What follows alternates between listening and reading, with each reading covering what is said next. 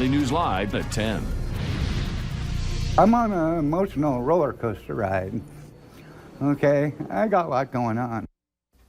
A Fargo man is fed up, confused, and worried about his future. He's one of many people living in a mobile home park in the West Fargo area that has been bought out by a new company. And with this new ownership comes some major changes, like a hike in rent, and residents now have to pay their own utilities.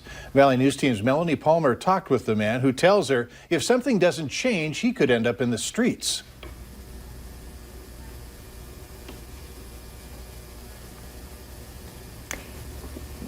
I really don't.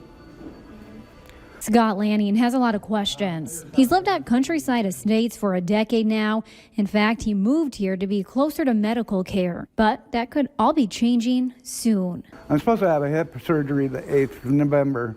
I'm going to have to cancel it. I can't afford to live there. He's just one of the dozens of residents who are very worried about their homes and where they're going to live. Lanning tells us he can't afford any other place in town and doesn't know what to do next. I'm disabled. I can't move all my stuff. On top of that, his dog is one of the breeds on the list that has to go because the new lease deems them dangerous. But he says it's much more than just a dog. That's my life right there you're messing with.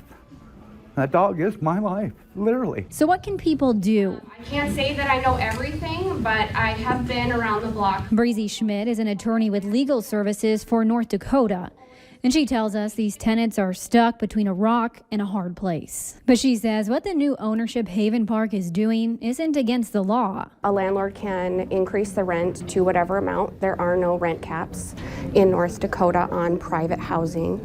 And a landlord can come in and change the rules. They can institute new lease agreements. Schmidt has seen cases similar to this before, and she tells us, generally speaking, companies try to weed out tenants so they can build new homes. But something Schmidt tells us tenants can do is band together and go to lawmakers. I mean, they're really under the gun. In Fargo, State Representative Andrew Marshall says he's already heard from a lot of people in these communities. Part of his legislative district covers the Brookwood Mobile Home Park. In fact, he's heard from so many people that he's been working on some bills to even out the playing field when it comes to tenant and landlord rights. You're going to evict somebody who owns their trailer.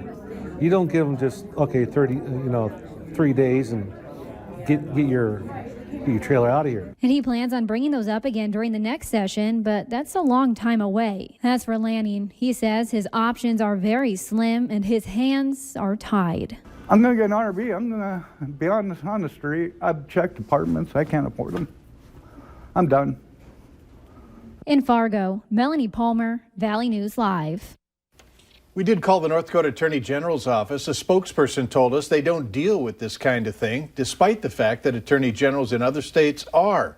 Also, an official with the new ownership told us their intention is not to weed out the parks to build new homes.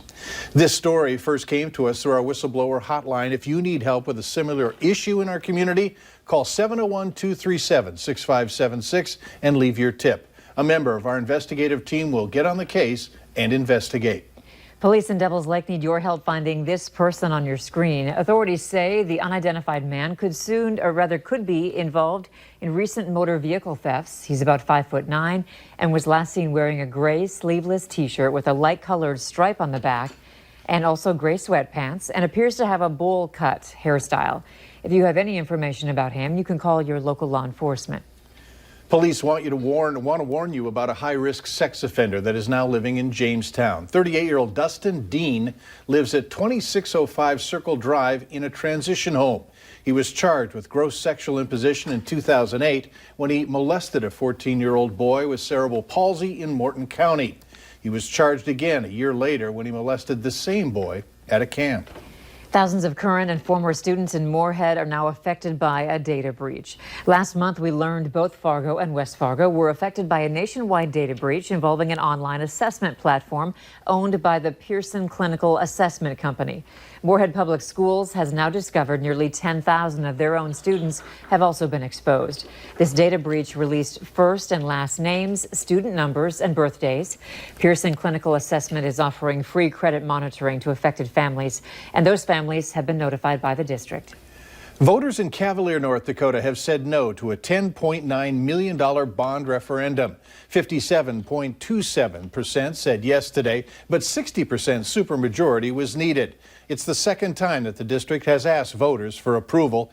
Superintendent Jeff Manley told me that they will have to wait at least a year and will prioritize necessary repairs. The open lots off of 52nd Avenue South in Fargo near the new Cashwise could be seeing development soon.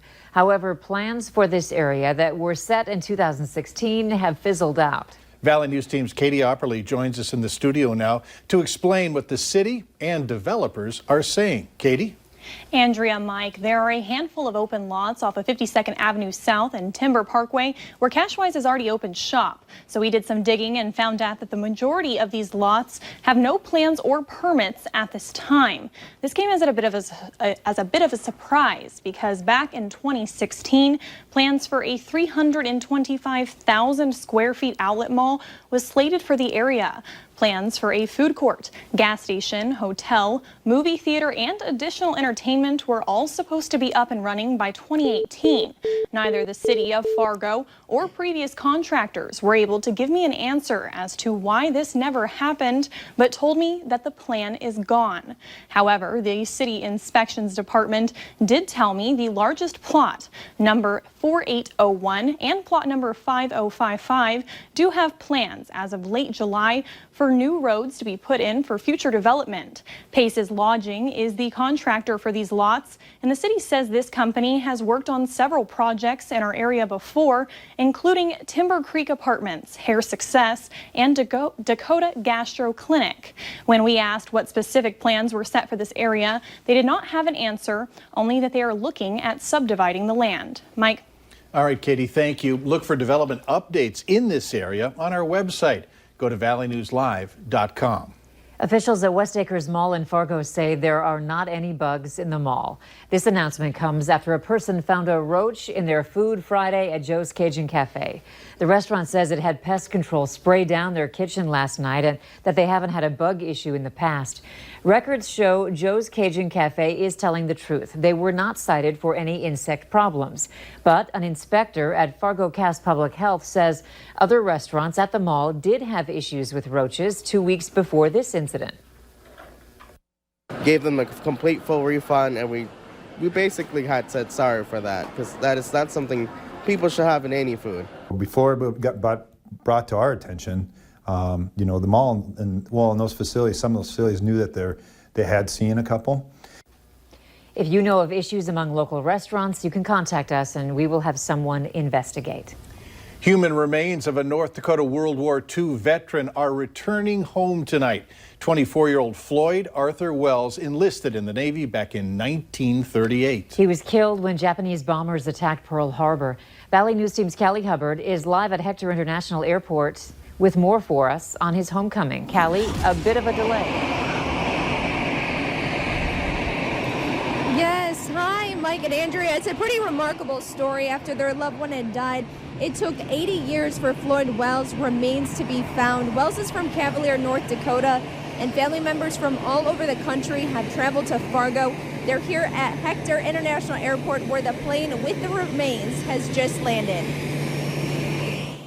The peace that we feel and the relief that we feel and the amazement that we feel because it's possible after so many years. It's so sensitive, but coming here tonight and being here when the Navy plane arrives and seeing what's going to transpire is going to bring the real feelings forward. Now what you're looking at is family members just waiting. The plane has just approached the front of the airport right now, and they're going to start departing and getting off this plane here shortly. We're going to be capturing it all right here for you on Valley News Live. And it's just been such an emotional night. And from what I've been gathered, from what I've learned tonight, it's just a very emotional event for those who have attended tonight. But for now, reporting live at Hector International Airport, Callie Hubbard, Valley News Live. All right, thanks, Callie, and we hope to come back to you before this newscast is over. Once back in North Dakota, the remains of Floyd Wells will be taken to Mandan to be laid at rest at the North Dakota Veterans Cemetery on Tuesday. Valley News Live 10 at 10 continues with no wait weather. And let's take a look at our tower cam time lapse. Valley News Live Storm Team Skycam Network shot in Fargo with mostly cloudy skies.